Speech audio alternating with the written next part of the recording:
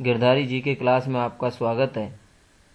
आइए पढ़ते हैं रीट की बेहतरीन सफलता के लिए। पहला क्वेश्चन है, नई शिक्षा नीति 2020 के अनुसार देश की कुल जीडीपी का कितने प्रतिशत हिस्सा शिक्षा पर निवेश करना है? 6% करना है। मुख्यमंत्री वृक्षारोपण महाअभियान कब शुरू हुआ? 7 अगस्त 2024 को। नैतिक विकास का सिद्धांत किसके द्वारा प्रतिपादित किया गया था? कोहेलबर्ग के अनुसार। कोहेलबर्ग ने किया था। मानव विकास आजीवन चलता रहता है, यद्यपि दो व्यक्ति बराबर नहीं होते हैं, किंतु सभी सामान्य बालकों में विकास का क्रम एक सा रहता है। यह कथन विकास के किस सिद्धांत की ओर संकेत करता है? समान प्रतिरूप का सिद्धांत। अर्थात एक जाति का अगर किसी जाति में, जैसे मनुष्य जाति में जन्म लिया है, तो वो उसी प्रकार से विकास करेगा। एक शिक्षार्थी अपने समकक्ष व्यक्तियों के समूह के प्रति आक्रामक व्यवहार करता है और विद्यालय के मानदंडों को नहीं मानता।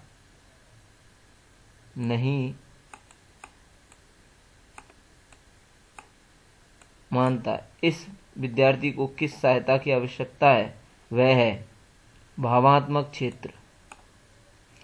20वीं शताब्दी को बालक की शताब्दी कहा गया है। यह परिभाषा किसने दी थी? क्रोवेक्रो ने। जीवन अस्तित्व के संघर्ष और उत्तरजीविता की एक सतत श्रृंखला प्रस्तुत करता है। यह किसके द्वारा कहा गया है? डार्विन के द्वारा। नेक्स्ट क्वेश्चन है, निम्न में से कौन सा बालकों के अधिगम और विकास में सबसे अधिक योगदान देता है? परिवार देता है, समवयस्क समूह देते हैं और अध्यापक देता है। Answer B. ट्राइसोमी 21 को कहा जाता है डाउन संलक्षण। अगला क्वेश्चन है, व्यक्ति को चित्रों की एक श्रृंखला दिखाई देती है, उसे एक कहानी बनाने के लिए कहा जाता है। यह ... प्रक्षेपी तकनीक में प्रयुक्त किया जाता है। कथानक संप्रत्यक्षण। बहिर्मुखी विद्यार्थी अंतर्मुखी विद्यार्थी से किस विशेषता के आधार पर भिन्न होता है? मन ही मन परेशान होने की अपेक्षा अपनी भावनाओं को अभिव्यक्त करता है। Answer B. हावर्ड गार्डनर के बहुबुद्धि सिद्धांत के अनुसार निम्नलिखित विशेषताओं से युक्त एक व्यक्ति की बुद्धि को किस प्रकार से वर्गीकृत किया जा सकता है? इसमें ध्यान देना है, दूसरों की मनोदशा, स्वभाव, प्रेरणा तथा अभिप्राय को उचित तरीके से पता लगाने एवं प्रतिक्रिया करने की योग्यता अंतर्वैयक्तिक कहलाती है। क्या कहलाती है? अंतर्वैयक्तिक कहलाती है। निम्न में से दिए गए IQ स्तर में शैक्षणीय वर्ग को चुनें। यानी जो 50 से कम होता है वो शैक्षणीय वर्ग नहीं माना जाता है और 50 से ऊपर का माना जाता है। तो इसमें दोनों आंसर हैं, सी और ए। 70 से 90 और 50 से 70। निम्नलिखित में से कौन सा कोड स्तंभ ए के बच्चों को स्तंभ बी में अपनी प्राथमिक आवश्यकताओं के सही मिलान को प्रस्तुत करता है? प्रतिभाशाली। चारों को पढ़ लें। प्रतिभाशाली, अधिगम क्षमता, सृजनात्मक, नियम एवं शर्तें। निम्न शैक्षणिक उपलब्धि, मूल समाधानों के बारे में सोच सकता है, शीघ्रता से एवं स्वतंत्र रूप से सीखने की योग्यता, धारा प्रवाह पढ़ने में कमी है। तो यहाँ आपको रखना है प्रतिभाशाली व्यक्ति, शीघ्रता से एवं स्वतंत्र रूप से सीखने की योग्यता। पहले में तीसरा, यहाँ आप देखेंगे पहले में तीसरा, तो इसका आंसर होगा डी। श्रवण में विकृति की माप की जाती है डेसिबल में। जो सुनने की जो क्षमता होती है वो डेसिबल में मापी जाती है। अधिगम अक्षम बालक की प्रमुख विशेषता कौन सी है? अतिक्रिया प्रवृत्ति, सांवेगिक अस्थिरता, अवधान में कमी, ये सभी। किशोर अवस्था की ऐसी आदत जिसमें खुद को भूखे रखने की प्रवृत्ति होती है, तथा ये ज़्यादा लड़कियों में पाई जाती है, ऐसी अवस्था को कहा जाता है नैनोरेसिकिया नरोबोया।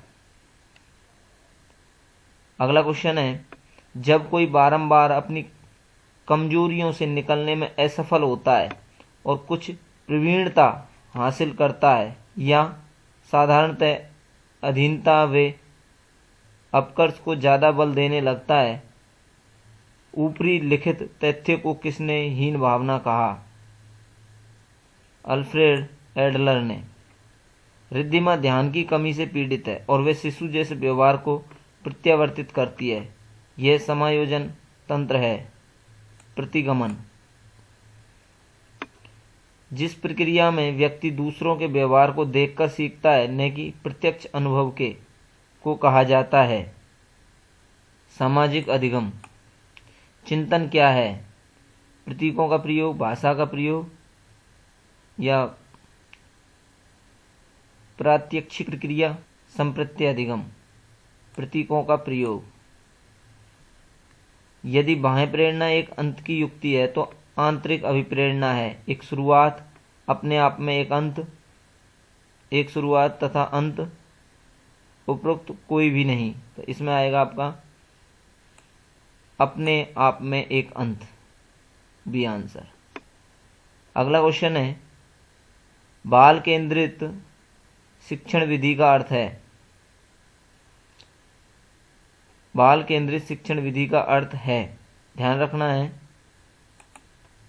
बच्चों को शिक्षक का अनुसरण एवं अनुकरण करने के लिए कहना, बच्चों को पूर्ण रूप से स्वतंत्रता देना, बच्चों को नैतिक शिक्षा देना, बच्चों की अभिव्यक्ति और उनकी सक्रिय भागीदारी को महत्व देना। Answer D. एनसीएफ 2005 के अनुसार 10वीं व 12वीं के छात्रों के लिए कुल गृह कार्य का समय सिफारिश है 2 घंटे। सप्ताह में कम से कम 10-12 घंटे होने चाहिए, इतना ही। निम्न में से कौन सा एक प्रयोगात्मक मूल्यांकन से संबंधित है? सत्र के अंत में शिक्षार्थी के प्रदर्शन पर अंतिम अंकन। Answer D. अगला क्वेश्चन है, शिक्षा का अधिकार अधिनियम 2009 में एक अध्यापक को निम्न में से किस दायित्व को पूरा करना होगा? विद्यालय में नियमित रूप से समय पर उपस्थित होना होगा, पाठ्यक्रम का संचालन कर पूरा करना होगा, संपूर्ण पाठ्यक्रम को निर्धारित समय पर पूरा करना होगा। इनमें से सभी, ये सभी। निम्न में से कौन सा चरण को क्रियात्मक अनुसंधान बनाता है? तो ये है आपका प्रोग्राम का क्रियान्वयन एवं मूल्यांकन। अगला क्वेश्चन है, राष्ट्रीय पाठ्यक्रम रूपरेखा 2005 में शांति शिक्षा को बढ़ावा देने के लिए कुछ क्रियाओं की अनुशंसा की गई है। पाठ्यक्रम रूपरेखा में निम्न में से किसे सूचीबद्ध किया गया है? तो यहाँ सूचीबद्ध किया गया है, महिलाओं के प्रति आदर एवं जिम्मेदारी का दृष्टिकोण विकसित करने के लिए कार्यक्रम आयोजित किए जाएं। अगला क्वेश्चन है, शिक्षण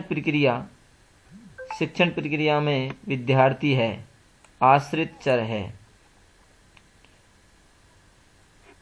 स्वतंत्र चर शिक्षक है और मध्यस्थ चर पुस्तक है।